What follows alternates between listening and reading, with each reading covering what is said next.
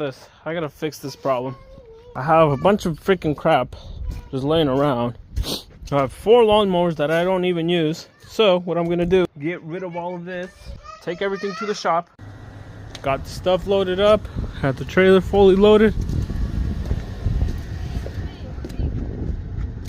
Got the dolly hooked up to the old Yukon. Look at this.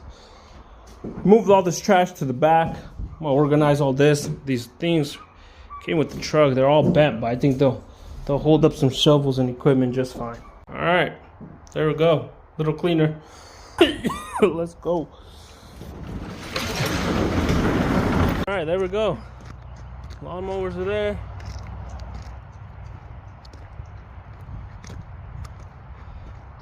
Truck, I couldn't move it. I was gonna move the truck, but the distributor finally gave out. I'm not getting any spark at all. So yeah,